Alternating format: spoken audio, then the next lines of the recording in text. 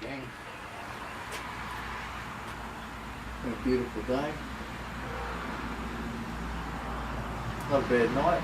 Thought we'd like the barbecue, bring you along, grab a beer, have a chat.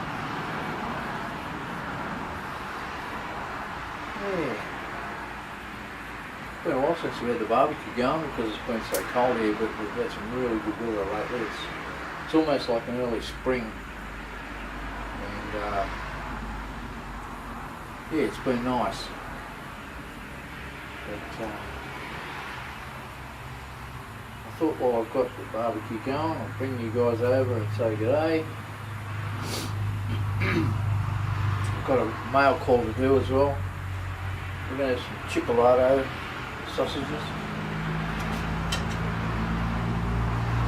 So these little buggers. Some shrooms and some chicken shish kebabs or shazliks, whatever you want. Things on a stick. Yeah, so I'm going to do a mail call too. Might as well, I'll knock that over right now. Hang on, wait a second. Where is it?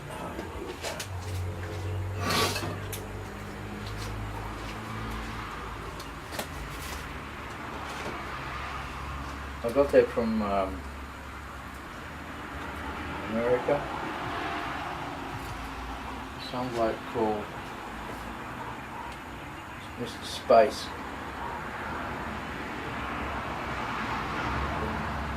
No, it's not. It's Wally. Some bloke called Wally. So, I'll open it up. So Wally sent me. I know he sent me actually. But he asked me if I'd like one. I said, sure man, if it's not too much of an inconvenience, for sure. Not that I'm a collector. Cut to what you said. Not that I'm a collector of plates. But yeah, he sent me pretty, what looks pretty cool to me. I'll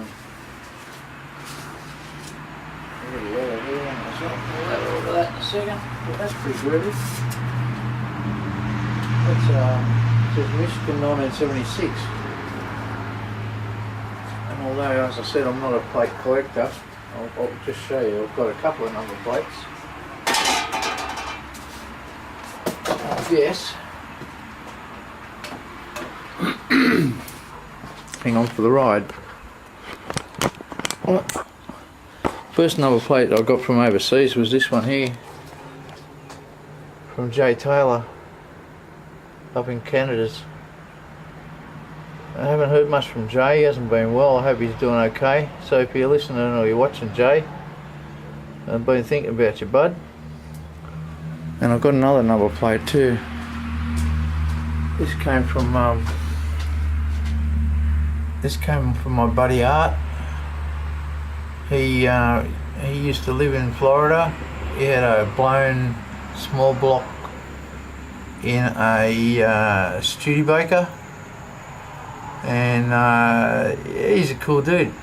Had some issues, but he's doing what he does, and he had that number plate on his car, and he used to hang out at that Biff's diner joint. So he said, I no longer need it, so would you like it? And I said, yeah man, cool. So that's Art.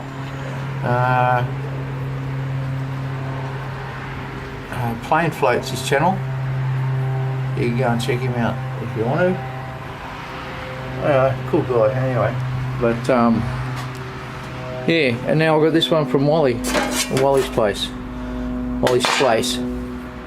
So I'll whack that up and nail it to the, probably nail it up here I think. Wally somewhere, Ron actually, Ron's his name. And yeah, so yeah, back to this deal, eh? Yeah, so I was watching a bit of tubes and I watched the video. I'll get the Ronnie's letter in, mate. I watched a bit of Mabel 1 in there.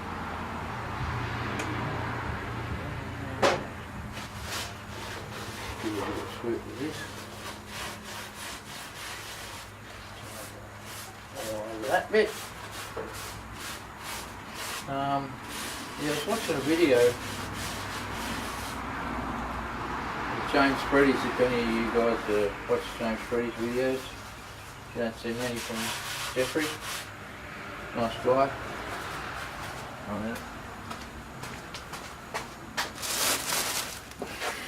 And he asked a question, and that question was, why do we do it?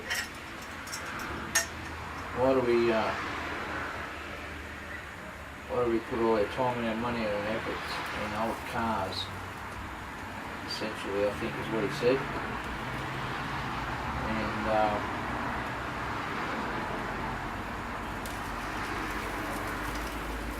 I don't know, for me,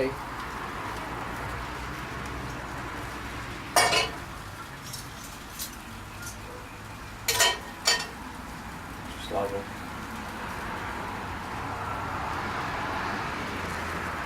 None of my parents were mechanically minded, my grandparents weren't mechanically minded, my relatives were mechanically minded, and here I am doing what I do. You're born with it. You cope with it, or be miserable. The good thing about it is if you work on a car, you've got a car as your hobby, then you can look at it two ways, as you've got either a full-time hobby with pay, or it's full-time work. That's how it works. But yeah, why do we mess around with them? Why do we bother? Why don't we just buy be just like, you know, the guy next door who just buys the cars because it's new, hasn't got any more scratches on it, and just flogged the shit out of the other one and didn't give a shit. Just go and buy a new car. They just made the transport to those people. When you got yourself a toy,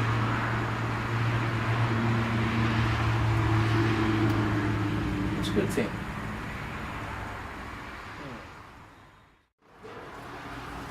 With magic photography, we're underway, and I want to speak about that little mini that I'm doing at work.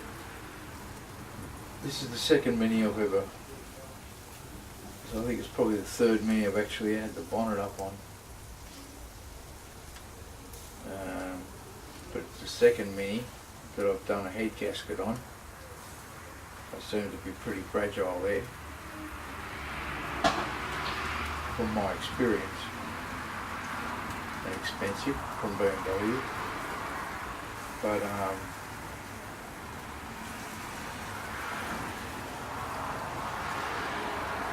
it's not a real hard job. It's a really, out of all the cars at the moment that are out there, of that era, if someone asked me to do a head gasket job on it, this is the second one I've done. The first one was a supercharged one, 100,000 kilometres, this has got 125. They all seem to give up at about that kilometres, and get overheated also.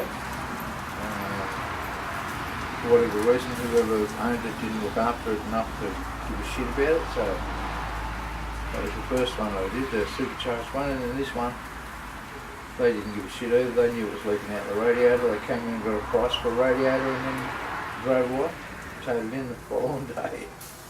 Blown the guts out of the gasket. You know what I mean? So,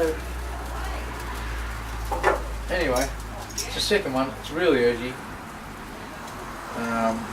When we first did,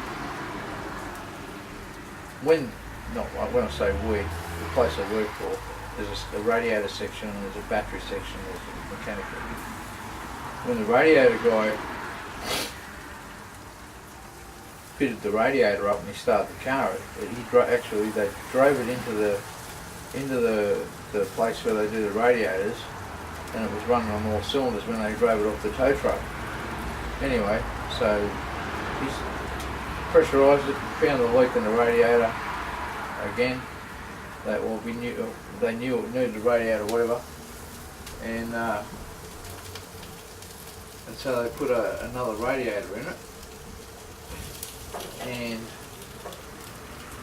filled up full of water for cooling, and the thing was chugging like nobody's business. And they didn't understand why. But I said, I think it's got a blown head gasket. And they got this stuff, right? It's called fibre lock. It says it will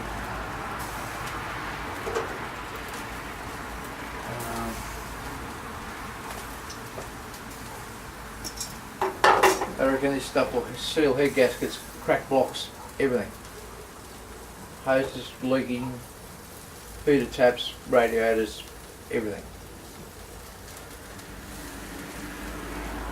It goes like this paper sort of stuff, you know. And that's what blocks up the radiator or the hole or whatever, and it all wads up. And they poured some of that in. The guy said, have you got anything you can throw in it? And they said, well, the best shit we've got is this. I can't guarantee it's going to work, but it might get you out of trouble, or it didn't. And that's where we are now. I've got the head off it, all partially back on it, so yeah. But I'm going to put it all back together and get it running without any coolant in it. I'm going to leave the new thermostat out of it. I'm going to put the housing back on it without the thermostat in it, and I'm going to give it to the radiator guy, and he's going to put a power flush in it and flush, you know, whatever the most of that shit that's in the radiator, which is bound to be a brand new radiator, but you know, now it's full of fucking paper shit. He's going to purge it out, hopefully, with his purging machine thing that he made himself actually a number of years ago. If you'd like, I'll give you a look at that when that happens. But yeah, we'll start the thing up, we'll run it out there, purge it out, put a new thermostat back in it, and then, you know, whatever. It's already I changed the oil too while the head was off it, because you might have noticed that the housing, it's a cartridge deal, and you know, it's just down there by the exhaust, so you just change that way to there. It's easy to get to, more technical when you've got all the shit over the top of it. But yeah, it's a pretty easy job. I enjoy it actually. I enjoy it. If someone told me that, yeah, you got to do another one of them, I wouldn't be disappointed. You know what I mean? It's not a big deal at all. Not a big deal. There's another thing too, you know, about that place where I work at. It's actually up for sale.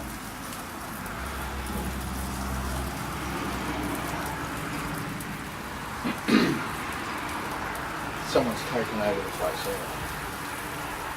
End of the month, I believe. And they're going to cock the joint right up. And still have a job there. Probably better than what I've got going on now.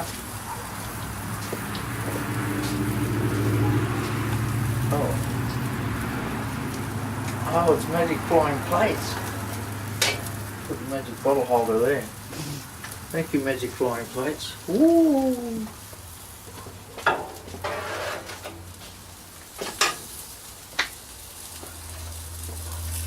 Which one would you like? These two?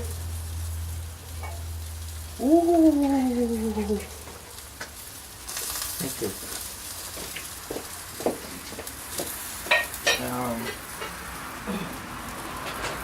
Yeah, they're gonna pop the place right up.